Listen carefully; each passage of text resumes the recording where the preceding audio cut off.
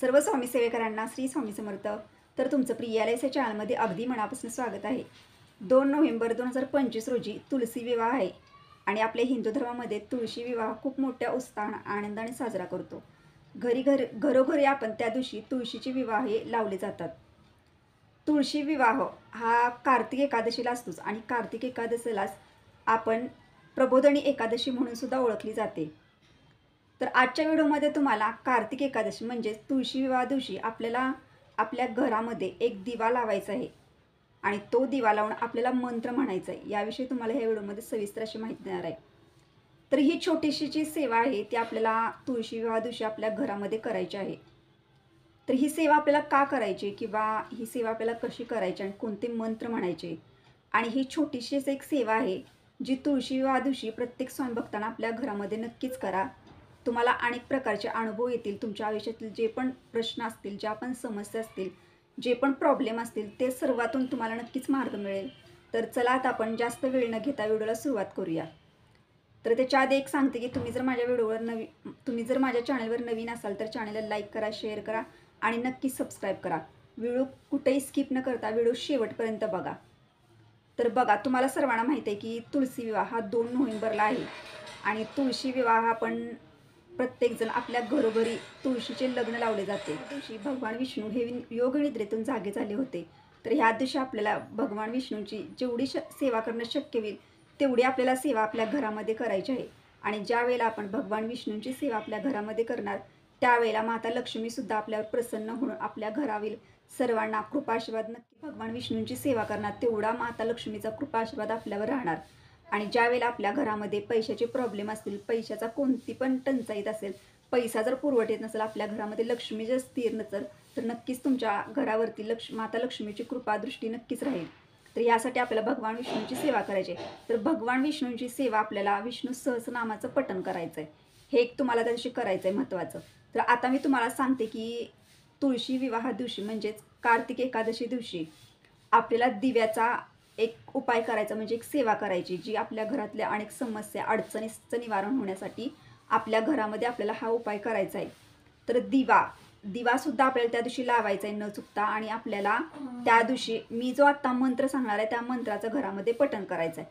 हा मंत्र ना खूप प्रभावशाली मंत्र आहे आणि ज्या घरामध्ये कार्तिक एकादशी दिवशी ह्या मंत्राचं पठण केलं जातं त्या घरातील कोणत्या पण समस्या अडचणी असू दे त्याचं निवारण हे नक्कीच होतं आणि त्या घरामध्ये ज्या पण समस्या असतील त्या समस्येतून मार्ग हा नक्कीच मिळतो. आपल्याला तुळशी मातेला म्हणजे तुळस जी असते ती ह्या दिवशी आपल्याला तुळशी विवाह दिवशी म्हणजेच एकादशीला कधीसुद्धा तुळशीचं रोप किंवा तुळशीचं पान आपल्याला चुकूनही तोडायचं नाही. ही चूक तुम्ही अजिबात करू नका. कारण एकादशी दिवशी आपल्या हिंदू धर्मामध्ये सांगितले की एकादशी दिवशी आपल्याला तुळस ही तोडायची नसते.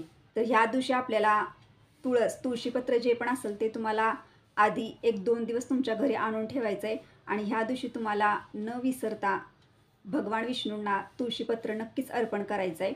आणि ह्या दिवशी तुळशी विवाहामध्ये महत्त्वाचं जर नैवेद्य अर्पण करायचं असेल तर तो नैवेद्य आहे चिंच आणि आवळा. ह्या गोष्टींना दोन्ही गोष्टींना खूप म्हणजे महत्त्वाचे स्थान आहे, महत्त्वाचा नैवेद्य आहे. आता आपण तुळशी विवाहामध्ये प्रत्येकाच्या परंपरेनुसार आपण जे काय फराळ बनवला असतो दिवाळीचा त्याचा नैवेद्य दाखवतो, आपण फळांचा सुद्धा नैवेद्य दाखवतो. पण ह्या सर्व नैवेद्यामध्ये जर महत्त्वाचा नैवेद्य त्या दिवशी तुम्हाला जर तुळशी विवाह दिवशी तुळशीला दाखवायचं असेल तर तो आहे चिंच आणि आवळा. हे 2 जे पदार्थ आहे पदार्थांचा तुम्हाला नैवेद्य हा तुळशी मातेला नक्कीच अर्पण करायचा आहे. तर हे मी छोट्या मोठ्या गोष्टी तुम्हाला या व्हिडिओमार्फत सांगितलेल्या आहेत.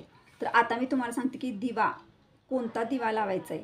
तर बघा, आपल्या प्रत्येकाच्या घरामध्ये एक छोटीशी पंती असते, मातीची पंती प्रत्येकाच्या घरामध्ये कधी लावायचं आहे. तर तुळशी विवाह दिवशी आपल्याला हा दिवा संध्याकाळी 3 सांजच्या वेळेला ज्या दिवशी आपण तुळशी विवाहाची बाहेर तयारी करतो, तुळशीचे पूजन वगैरे झाल्यानंतर आपल्याला 7:30-7च्या दरम्यान एक पंती घ्यायची तुम्हाला आणि ती पंती मातीची असावी.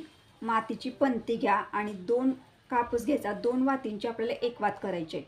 2 वातींची एक वात करायची आणि तुमच्या घरामध्ये जर तूप असेल, शुद्ध गाईच्या तुपाचा दिवा लावला तर सर्वात चांगलीच गोष्ट आहे. तूप नसेल आणि साध्या तेलाचा जरी लावला, तुमच्याकडे जे तेल असेल त्या तेलात जरी लावला तरीसुद्धा चालू शकते. तर हा दिवा आपल्याला 3 सांजच्या वेळेला म्हणजे 7-7:30च्या दरम्यान आपल्याला लावायचा आहे. तर तो कसा लावायचा, तर तो आपल्याला उजव्या साईडला लावायचा आहे. तर थोडं काळजीपूर्वक ऐका. आपण जेव्हा घरातून बाहेर प्रवेश करतो ना घरातून बाहेर प्रवेश करतो त्यावेळेला उजवी साईड जी असते त्या साईडला आपल्याला हा दिवा लावून ठेवायचा आहे. आपल्या घराचा जो उंबरठा असतो ना, त्या उंबरठ्याच्या बाहेर म्हणजे घराच्या बाहेर आपल्याला उजव्या साईडला दिवा लावून ठेवायचा आहे.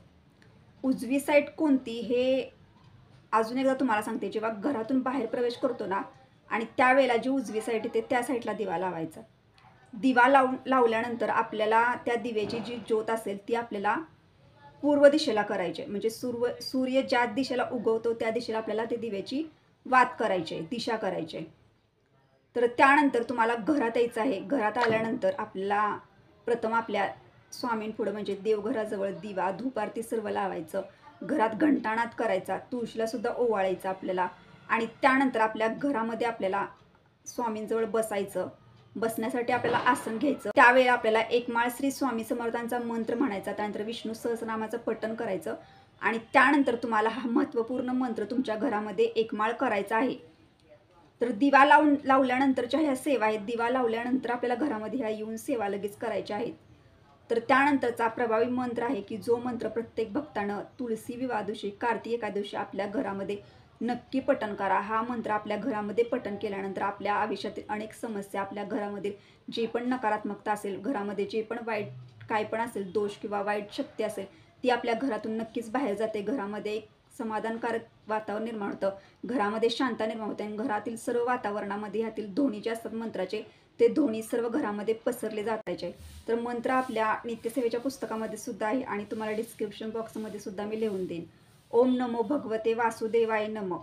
ओम नमो भगवते वासुदेवाय नमः ह्या मंत्राची आपल्याला एक माळ कार्तिक एकादशी दिवशी आपल्या घरामध्ये आपल्याला करायची आहे. यामुळे काय होईल तर ही सेवा जेव्हा तुम्ही तुमच्या घरामध्ये करणार त्यावेळेला भगवान विष्णू हे आपल्यावर प्रसन्न होणार. माता लक्ष्मी ही त्यांची अर्धांगिनी ही सुद्धा प्रसन्न होणार आणि आपल्या घरावर कुटुंबांना भरभरून आशीर्वाद देणार आणि आपल्या घरामधील जे पण समस्या असतील, जे पण प्रश्न असतील ते मार्गी लागणार. आपल्याला प्रत्येक संकटातून बाहेर काढणार आणि त्यानंतर आपल्या घरातील प्रत्येक कुटुंबातील प्रत्येक व्यक्तीवर भगवान विष्णूंचा आणि माता लक्ष्मीचा कृपा आशीर्वाद नक्कीच राहणार.